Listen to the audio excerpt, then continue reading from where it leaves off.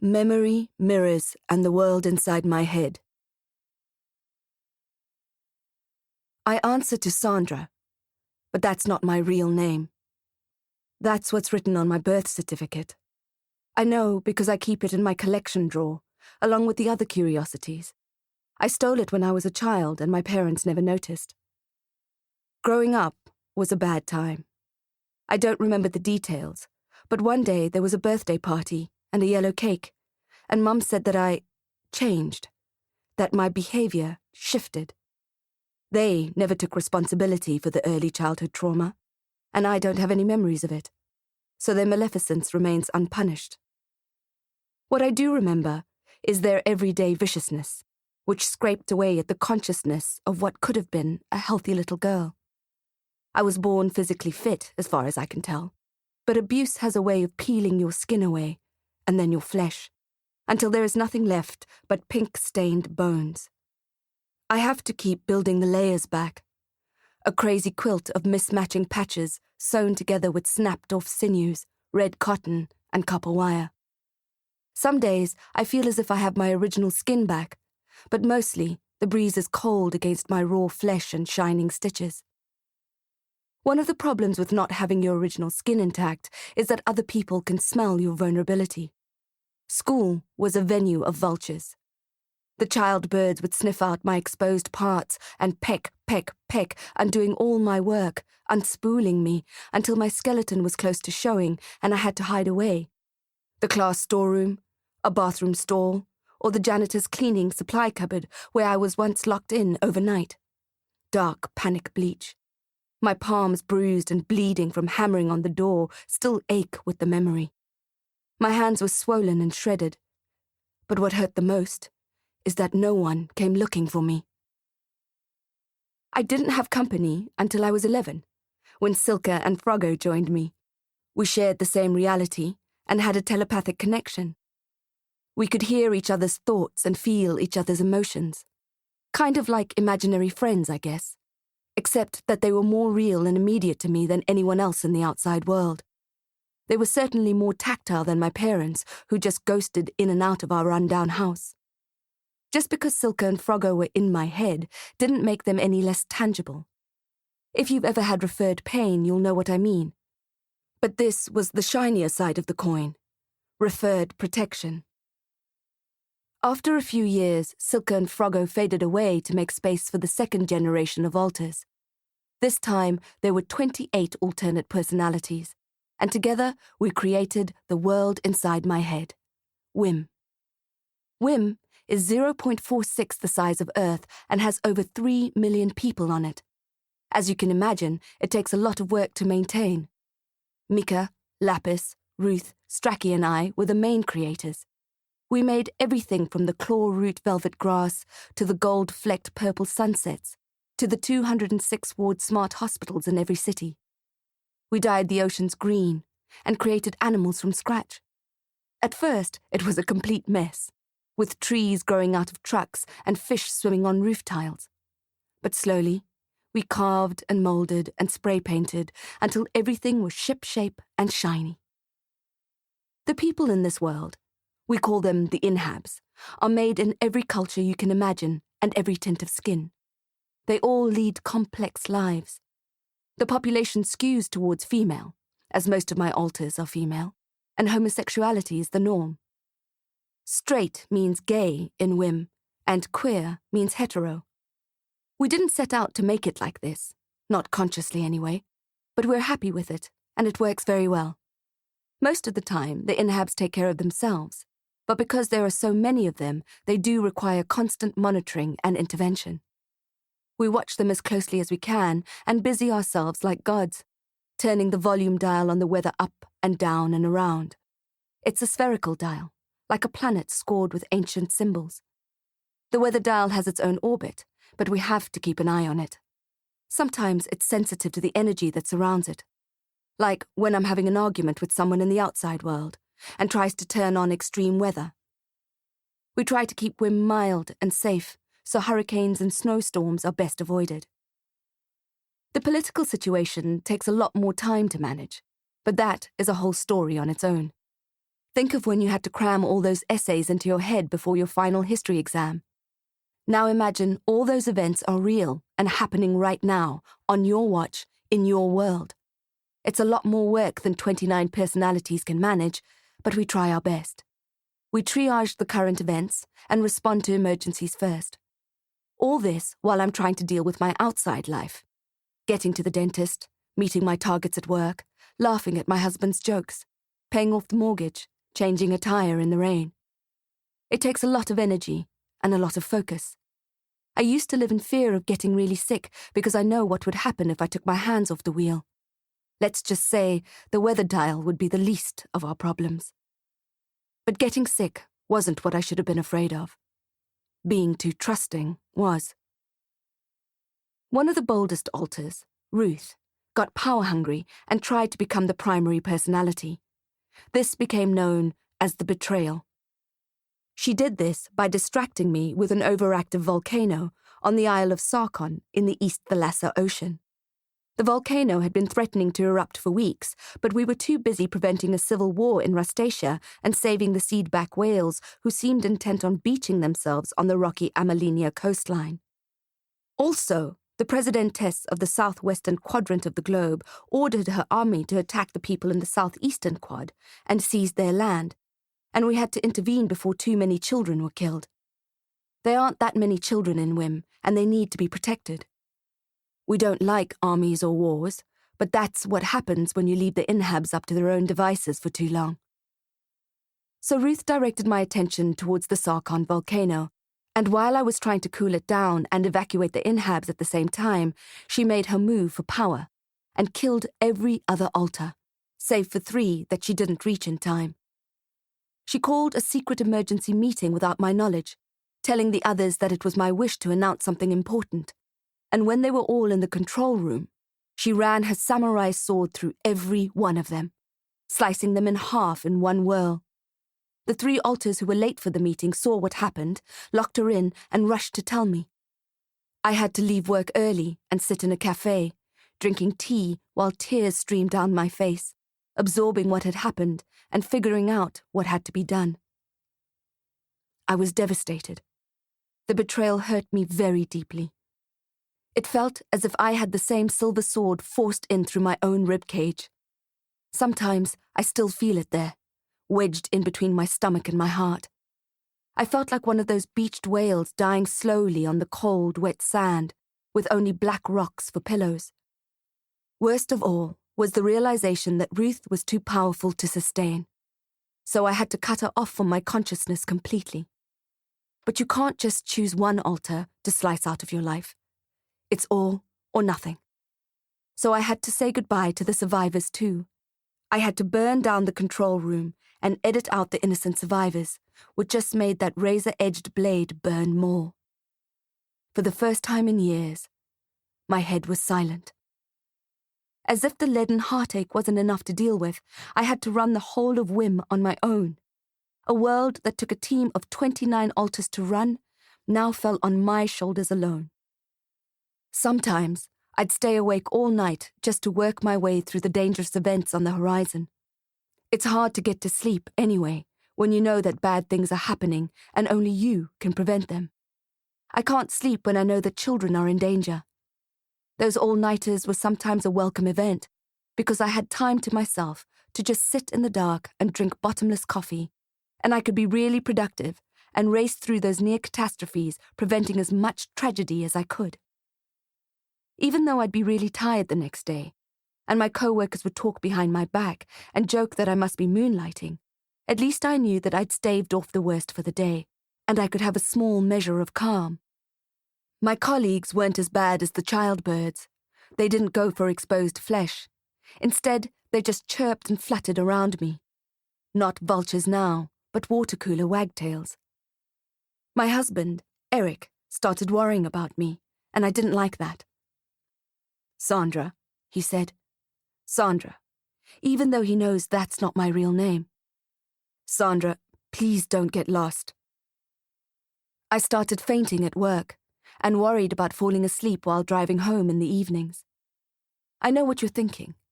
You're thinking, I should have just let Wim devolve into chaos to save my own outside life. But it doesn't work like that. Wim is a permanent structure in my mind, one that I can never stop managing. The world inside my head keeps my mind fused, so losing it is never an option.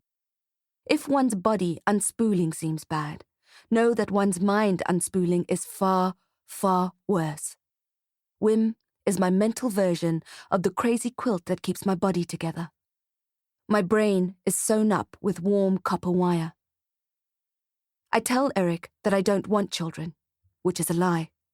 I'd love to have 2 children, a boy and a girl, a pigeon pair. But the hard truth is I'd never be able to cope. I'm responsible for the well-being of 3,647 people and counting. If I added my own baby to the mix, it would be asking for trouble. What if she fell off a swing and knocked out a tooth? I'd lose my grip on Wim for as long as it would take me to stop her screaming, mop up the blood, and get her to casualty. Hundreds of inhabs might die for that milk tooth. Milk tooth massacre. Like anyone who grew up lonely, craving a happy home, I would so love to have children, but it's just not a risk I can afford to take. Without help, Wim was spinning out of control, and I could feel myself burning out. I remember not being able to keep my scratchy eyes open, but trying to force them, trying to conjure alertness from a numb slab of a brain that had nothing left to give. Then there were men in white coats, and Eric by my side, an IV line, and delicious days of slumber, while hundreds of inhabs died, slaughtered as I slept. There was nothing I could do. The drugs kept me under. Just in time, the 3rd generation of alters arrived, and these are the people I live with today. Lexi, Belladonna, Snowden, Jacqueline, and Harriet. Harry showed up first, and the others followed, slowly filling all the empty positions left by Ruth's terrible deed. One of my favorite alters is a 4-year-old girl called Lamb Chop. The 3rd generation is different from the previous ones. They live with me, but they also live as inhabs on Wim. They are alter inhabs. They are inhabs who have somehow elevated themselves to live in our collective hive mind. It's a strange limbo to navigate, but we do our best to accept things as they are. The alter inhabs don't languish in my head while I get on with doing laundry and filling out my timesheets at work. They have incredibly complex lives of their own, existing in the world I created and strive so hard to maintain. We share memories and experiences, and I know them just as well as they know me. Through them, I have lived almost 100 lives. I've lived through utter heartbreak when Harry's lover, Saldegard, was shot in an alley and left to die in a dirty puddle of rainwater. But I also lived through Saldegard's death, as I was with her when she was murdered for that amulet she was never supposed to wear. I can still taste that water, flavoured with the rainbow petrol surface sheen and undershoe muck. That wasn't the first time I've been killed. I've been pushed off a cliff in Ayres before. Ayres is like Ireland, but covered with lichen and overrun with skinny pigs and grey-billed ducks. It was during a lover's quarrel. I still have a small scar on my head, under my hair, where the jagged rock cracked open my skull like a robin's egg. Technically, it was Sinead's skull, but as I'm sure you're beginning to understand, it was my skull too. I never sought revenge. I have too much to do. And I've been told that Sinead's lover, murderess, has become ill with the guilt of it. Some kind of skin malady that keeps her isolated in her turf-roofed warren with only tarantulas for company. I was also killed in the Farsi earthquake I was trying to prevent. I was pregnant then. Lexi was with child. And dying that day did upset me. Looking back, it's probably why I succumbed. Because I was being pulled between God and being Lexi, and my power and focus was divided. Instead of trying to stop the earthquake, which would take 100% of my attention, I was trying to save Lexi and our baby's life by getting her out of danger. There was a shelter nearby that I thought we may just make it to in time, but then the earth underneath us yawned, and a giant crevasse appeared, and we were dancing in the air, and the next thing our feet touched was the carpet of death. I've died a lot, but I've also lived a lot. People call me Sandra, but I've had a lot of names. I've had countless careers and scores of lovers. I've been male, female, young, old, ugly, beautiful. I've been a warrior, an explorer, a teacher. Most importantly, I've experienced every single human emotion that exists. This is why I would never get rid of whim, even if I could. It enriches my mundane outside life beyond explanation. Sometimes I stick my head up in our open-plan office at work, and I see everyone tapping away at their keyboards, and I just think, how can this be your only life?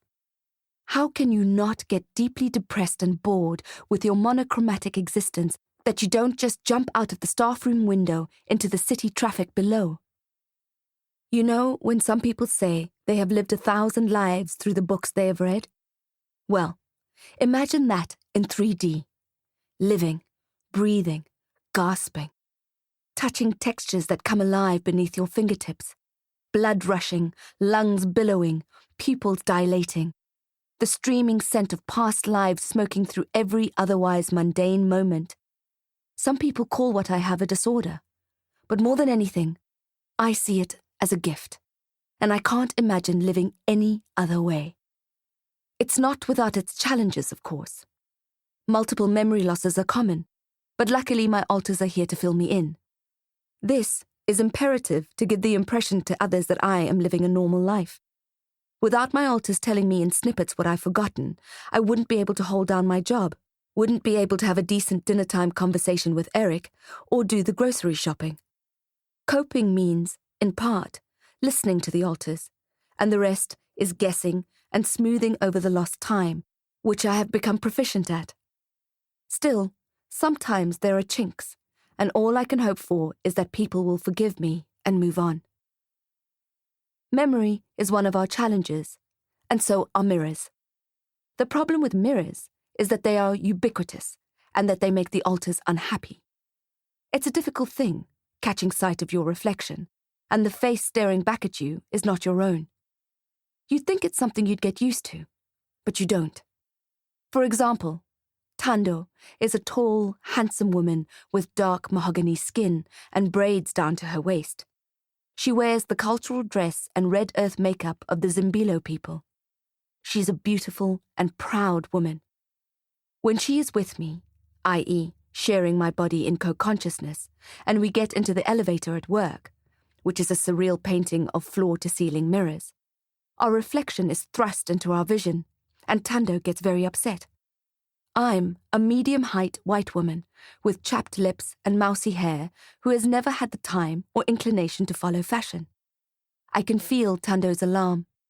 They don't complain about it, but I can feel their inward cries of despair. Their anguish is my anguish. So now we take the stairs. Living this way is not easy, but for me, personally, the advantages far outweigh the challenges. To be so alone and isolated as a child, to be pecked apart and have to constantly sew up my skin, and then to bloom into this life of camaraderie at every turn. Always someone to share an interesting idea with, express a feeling. Always someone to hold my hand, to touch my forehead when I'm feeling unwell, to guide me to bed when I say I'm too busy to rest. These small things that are, in fact, everything. When people in the outside world learn of my situation, they often ask why I don't seek therapy, and my reply is, why should I mend something that isn't broken? I've done my research. Therapy would mean attempting to integrate the various alternate personalities, which sounds like a disaster waiting to happen. We are all too different. You just need to compare our handwriting to see that. Also, I'd have to go back to running whim on my own, which didn't go very well last time. Anyway, wouldn't the integration be the same as what Ruth did to us? Wouldn't it be like killing the other alters to seize the throne? I'll never betray them like that. We are bound by necessity and honor. They protect me, and I protect them. I'm not power-hungry, but I am the god of my own world, and I'm not going to allow a psychologist to change that. I know more about my state of mind than any doctor ever will. Maybe therapy would mean trying to coax Sandra out of her permanent hibernation, seeing as she is the original owner of this body. I don't think that would be good for any of us. The end.